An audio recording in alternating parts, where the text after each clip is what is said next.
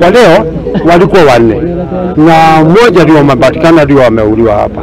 Sasa tunataka kama ni serikali tusaidie kutafuta hii watu, kwa sababu hata wakienda watarudi tu na watije hii ng'ombe zingine.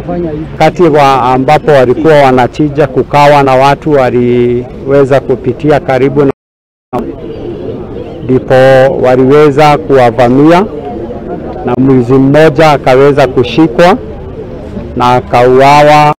Alikuwa anahojiwa wamweleze hao wengine ni akina nani, lakini wakati alikataa kusema wengine ni akina nani, aliweza kuuawa na wale watu ambao waliweza kufika.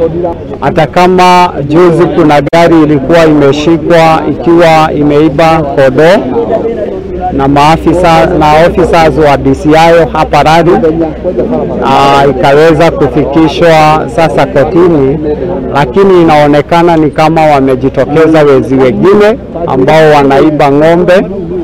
Kumekuwa mpaka na wizi wa kuchija puda, na tunafikiria ya kwamba ni hawa wezi tu ambao wamekuwa wakifanya hii uhalifu. Wakati nilikuwa natarajia kuja kuchukua ng'ombe,